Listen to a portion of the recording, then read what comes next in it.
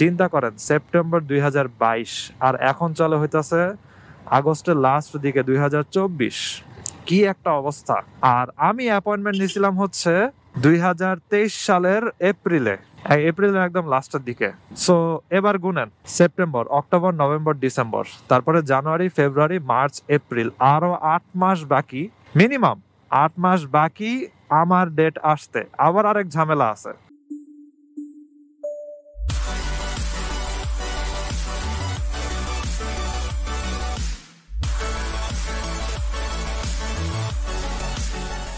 এই what is going on everyone, সবাই কেমন আছেন? আমি ভালো আছি, আবার খারাপ আছি, সবকিছুই বলা যায়। কারণ আজকে আপনাদেরকে আমি একটু দুঃখের কাহিনী বলবো। ওকে, বাইক স্টার্ট দেই। 4টা বাজে, টিপ দেওয়ার সাথে সাথে বাইক স্টার্ট হয়ে গেছে। কারণ দিনের বেলা বের হয়েছিলাম, দুপুরে এসে জাস্ট লাঞ্চটা করে 15 মিনিটসের মতো একটা রেস্ট নিয়েছি, তারপরে আবার বের হয়ে গেলাম। তো এখন আমি চলে যাব হচ্ছে জার্মান ক্লাসে, ভাষার ক্লাস 4টা বাজে। সো 10 মিনিট বাকি আছে। ভাবতাছি পান্থপথের ওদিক দিয়ে শর্টকাটটা মেরে চলে যাবো আর কি, যে শর্টকাটটা আমি আবিষ্কার করছিলাম। আর আপনাদের কাছে তো সুখের কাহিনীও বলি, দুঃখের কাহিনীও বলি। আজকে আপনাদেরকে একটা দুঃখের কাহিনী বলবো জার্মান ভিসা নিয়ে। তো মেন রাস্তায় যাই, গিয়ে তারপর আপনাদেরকে বলি জিনিসটা। অলরাইট, মেইন রাস্তায় বের হয়ে গেছি, লেটস গো। আর আজকে কিন্তু ব্যাটারি রিক্সা ভার্সেস প্যাডেল চালিত রিক্সা এর গ্যাঞ্জাম চলতেছে। শাহবাগের দিকে প্রচুর গ্যাঞ্জাম, রিক্সাওয়ালারা সব মিছিল টিছিল নিয়ে গেছে, তাদের কি কি দাবি দেওয়া যেন আছে বুঝতেছি না। সরকারে একটু সোজা হয়ে দাঁড়াইতেই দিতেছে না, যার যে দাবি দেওয়া আছে সব নিয়ে হইতেছে সবাই চলে যেতেছে। কালকে রাতে হলো আনসার নিয়ে এক গ্যাঞ্জাম, আর আজকে হইতেছে আবার রিক্সাওয়ালা নিয়ে আরেক গ্যাঞ্জাম। তারা নাকি 72 ঘন্টার আলটিমেটাম দিছে, এরকম কি কি জানো। যাই হোক, আমি আমার দুঃখের কথায় ব্যাক করি। ওটা হইতেছে, আপনারা সবাই জানেন যে কোন একটা ভিসা অ্যাপ্রুভ হইতে হইলে ভিসা ইন্টারভিউ দেওয়া লাগে।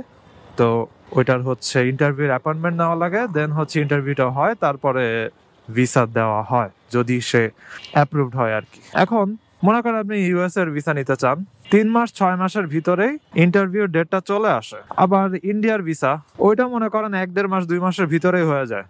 আবার অনেক সময় আরো তাড়াতাড়িও হয়ে যায়। যদিও এখন ইন্ডিয়ান এম্বাসি আর ইউএসএ এম্বাসি দুইটাই বন্ধ আছে, মেবি অনির্দিষ্টকালের জন্য, কখন খুলবে ঠিক নাই।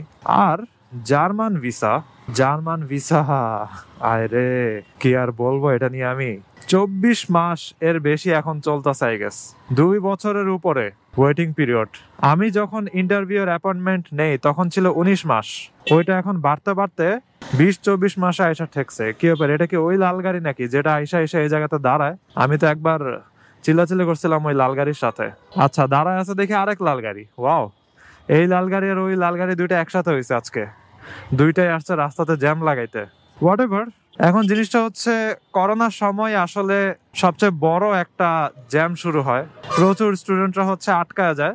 এখন জিনিসটা হচ্ছে আটকায় গেছে, ঠিক আছে, একটু ফাস্ট যদি কাজ করা হইতো, মনে করেন ইউএস এ দিনে অনেকজনকে দিতেছে, এরকম যদি জিনিসটা হইতো তাহলে অনেক ফাস্ট স্টুডেন্ট গুলা হচ্ছে পার হয়ে যাইতো। আবার তাদের কি জানি লিমিটও আছে, যে এতজনের বেশি দেওয়া যাবে না, এরকম কি কি জানো লিমিট। গাড়ি এত দূর আইসা ইউটার্ন নিতে চাইতেছে ওই সাইড থেকে, এখন এটা দিছে ভাগায়। আজব আজব জিনিস দেখি রাস্তায় নামলেই।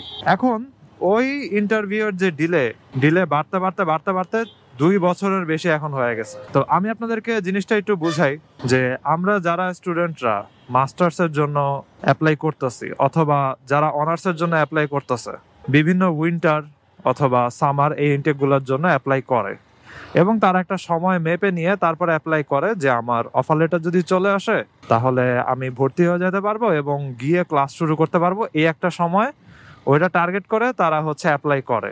এখন এমন অবস্থা হয়ে গেছে যে স্টুডেন্টরা জানেই না আসলে সে কখন জার্মানিতে যাইতে পারবে আর কখন তার ক্লাস শুরু হবে। তো এইগুলা নিয়ে হচ্ছে সেমিস্টার ডিফার করা, অর্থাৎ পরের সেমিস্টারে হচ্ছে ক্লাস শুরু করা, এই জিনিসগুলো নিয়ে হচ্ছে আলোচনা, বিভিন্ন ক্যাচাল ম্যাচাল চলতেছে।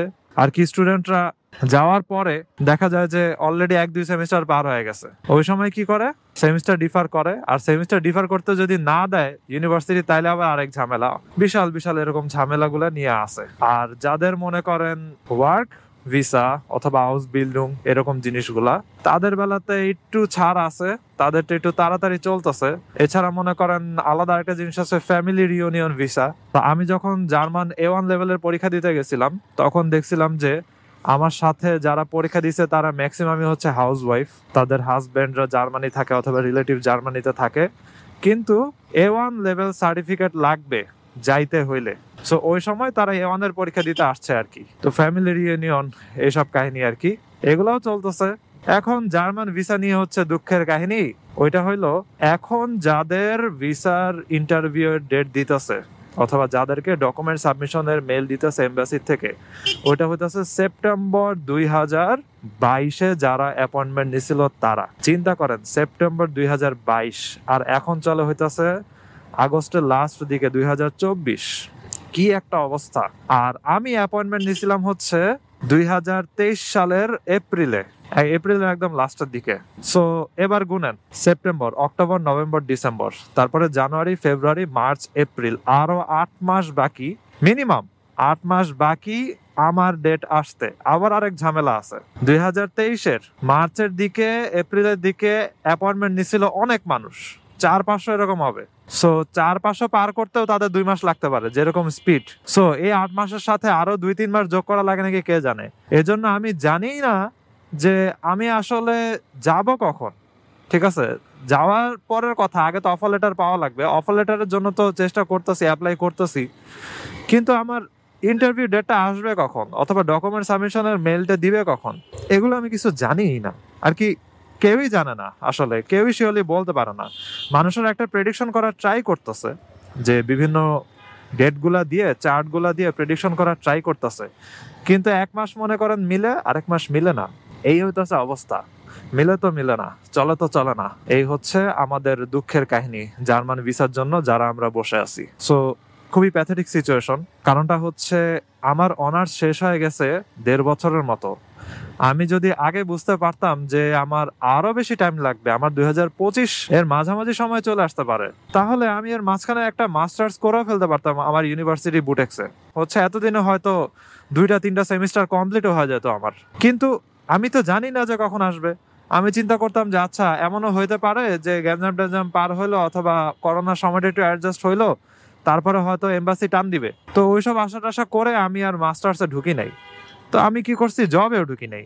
আমি উদ্ভাসে ক্লাস নিতেছি, টিউশন করাইতেছিলাম, হয়তো কিছু করা লাগবে না, ডেট চলে আসবে। কিন্তু এখন দেখি যে জব আমি ঢুকি নাই, এবং আমি যদি এর মাঝখানে জবে ঢুকতাম তাহলে আমার এতদিনে 6-7 কি ব্যাপার, সাইকেল ওইখান থেকে এখানে এসে এদিকে যাইতেছে আবার। যাই হোক, 6-7 মাসের আমার মিনিমাম জব এক্সপিরিয়েন্সও হয়ে যেত একটা। এবং জব এক্সপিরিয়েন্স কিন্তু অনেক দরকার জার্মানিতে। আপনার যদি একটা 1 বছর অথবা আধা বছরের জব এক্সপিরিয়েন্স থাকে, ওইটা আপনি অনেক গুরুত্বপূর্ণ ভাবে ইউজ করতে পারবেন। এখানে কি বাজলো আবার? আচ্ছা, বাইকটা ঢুকে চলে যাক, আমি ঢুকে বের হয়ে যাই।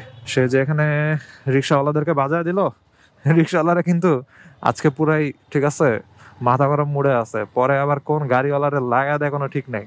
কারণ ব্যাটারি ভার্সেস অটো গ্যাঞ্জাম চলতেছে, বুঝছেন? কি বলে ব্যাটারি ভার্সেস প্যাডেল। আমি আবার মাঝে মধ্যে আর কি ব্যাটারির এগেনস্টে। কারণ ব্যাটারি রিক্সার এটা ঠিক আছে যে কষ্ট মষ্ট করা কম লাগে, তারা হচ্ছে ইজিলি যাত্রীদেরকে নিয়ে যেতে পারে। কিন্তু সমস্যা হতেছে ব্যাটারি রিক্সাওয়ালারা এসব চিপা চাপা রাস্তার হাইওয়ে মনে করে, ঠিক আছে, ধাম ধুম হঠাৎ করে টান দেয়। আমি নিজেই কয়েকবার হচ্ছে ব্যাটারি রিক্সার সাথে ধাক্কা খেয়ে পড়ে যেতে নিয়েছিলাম। এই যে এরকম চিপা রাস্তা আছে না, ধাম করে আমার দিকে চলে আসে, এরকম জিনিস হয়েছে। একবার আমি পড়ে যেতে নিয়ে দেয়ালে আমার কোন দিয়ে ঠ্যাক দিয়ে বেঁচে গেছি, এরকমও সিচুয়েশন হয়েছে ব্যাটারি রিক্সার চাপের ঠেলায়। তারা মেইন রাস্তারাও হাইওয়ে মনে করে, চিপা রাস্তারাও হাইওয়ে মনে করে। আবার একটা কাহিনী আমার চোখের সামনে হয়েছে যে এক ব্যাটারি রিক্সাওয়ালা হইতাছে ওভারটেক করতে গিয়ে রাস্তার সাইডে এক মেয়ে হাঁটতেছিল, বাচ্চা মেয়ে, ওই বাচ্চা মেয়ের ধাক্কা দিয়ে উড়ায় ফেলাই দিছে। মেয়েটা গিয়ে গেটের উপরে বাড়ি খাইছে। পরে তো তারে সব মানুষের ধরছে গণধলাই দেওয়ার জন্য। পরে মানুষের বলছে থাক, গরিব মানুষ মাফ করে দেন। এই সেম ডায়ালগ দিয়ে গরিব মানুষ মাফ করে দেন সবসময় এরা পার পায় আসতেছে। উল্টা পাল্টা ওভারটেক করতে গিয়ে মানুষদের ক্ষতির সম্মুখীন করে ফেলায়। যাই হোক, আবার প্যাডেল রিক্সার আরেক সমস্যা, প্যাডেল রিক্সা যখন রাস্তার ভিতরে হঠাৎ করে মাঝখানে চলে আসে অথবা সাইড দিয়ে চালাইতে থাকে কনস্ট্যান্টলি, তখন যেটা হয় যে তাদের পিছনে আমরা সবাই আটকায় যাই। স্লো মুভিং ভেহিকেল গুলা আসলে মেইন রাস্তাতে যেখানে অনেক জোরে জোরে গাড়িগুলা চলে ওইখানে চলতে দেওয়া উচিত না। আর যদি চলতে দেওয়াও হয়, তাদের কিন্তু ফিক্সড লেন থাকা উচিত একটা সাইড দিয়ে, যেটা স্টুডেন্টরা করে দেখাইছে। এবার স্টুডেন্টরা একটা কনস্ট্যান্ট লেনের ভিতরে হচ্ছে রিক্সা টিক্সা সাইকেল এগুলারে নিতে দিছে। কিন্তু এখন কি অবস্থা, একদম ডান পাশের লেন যেখানে সবচেয়ে স্পিডে আমরা চলি, ওইখানে হচ্ছে রিক্সাগুলা হচ্ছে সব চলে আসে, সাইকেলও চলে আসে, এবং এই প্যাডেলিং রিক্সাগুলা আস্তে আস্তে চলতে থাকে, আমরা তাদের পিছনে বাস, গাড়ি টাড়ি, ট্রাক নিয়ে আস্তে আস্তে যাইতে থাকি। যাই হোক, জার্মান ভিসার কথায় আসি। তো এই জিনিস, এই সিরিয়ালে আমিও বসে আছি, না হলে আমার হয়তো অনেক আগেই ভিসার ইন্টারভিউটা চলে আসতো। এখন জিনিসটা হচ্ছে যে আসলে এই যে আমার ব্লগিং শুরু করা, এই ব্লগিং শুরু করা কিন্তু ওই জার্মানির আসার থেকেই এই ব্লগিং এর জিনিসটা আমি শুরু করছিলাম। আমি সবার ফার্স্টে চিন্তা করছিলাম যে আচ্ছা যদি যাওয়া হয় তাহলে ওইখানে যদি কোথাও ট্রাভেল করি, যদি একটু স্টেবল হই, টাকা পয়সা হয়, তখন আমি বিভিন্ন জায়গাতে ঘুরবো এবং হচ্ছে ওটার অ্যাডভেঞ্চার ব্লগ অথবা ট্রাভেলিং ব্লগ এই জিনিসগুলো হচ্ছে বানায় সবাইকে দেখাবো। এই কারণেই আসলে প্রথম আমি গোপ্রো কিনছিলাম, এবং পরে আমি চিন্তা করছি আচ্ছা প্র্যাকটিস করতে থাকি। এর থেকে শুরু হলো আমার মোটর ব্লগিং। সো মোটর সাইকেলে করে এই যে আমি গোপ্রো তে ভিডিও করতেছি, এগুলো হচ্ছে বলা যায় বাংলাদেশে আমার প্র্যাকটিস টাইপের ভিডিও। এবং আমার ইচ্ছা আছে যে বাংলাদেশে আমার যে অডিয়েন্সটা ক্রিয়েট হচ্ছে এখন 1800 অথবা 1900 সাবস্ক্রাইবার, তো এই অডিয়েন্সটাকে নিয়েই হচ্ছে আমি জার্মানিতে যাইতে চাই এবং তাদেরকে পরে আমার লাইফ, আমার ট্রাভেলিং এই জিনিসগুলো হচ্ছে আমি দেখাইতে চাই। এজন্যই আসলে আমার গোপ্রো কিনা। কিন্তু এখন এমন এক সিরিয়ালে পড়ছি রে ভাই, আমি নিজেই জানি না যে আমি কখন যাইতে পারবো। আর কি মাঝে মধ্যে কষ্ট লাগে যে অনেক সময় নষ্ট যাইতেছে, আবার মাঝে মধ্যে চিন্তা হয় যে আচ্ছা জবে ঢুকে যায়, কিন্তু জবে ঢুকে গেলে আরেক সমস্যা। আমার টেক্সটাইল সেক্টরের জবগুলো হচ্ছে সব গাজীপুর, নারায়ণগঞ্জে, কিন্তু আমার বাসার থেকে অ্যালাউ করবে না তারা এত দূরে গিয়ে জব করার জন্য। তো এগুলো নিয়ে হচ্ছে চিন্তায় আছি। যাই হোক, আজকে ভিডিওটা এখানে শেষ করি। I hope you guys like this video. If you are watching me for the first time, you can kindly subscribe. আমি চলে আসছি আমার জার্মান ক্লাসের সামনে। তো সি ইউ নেক্সট ওয়ান। সবাই ভালো থাকেন, সাবধানে রাইড করেন, টাটা।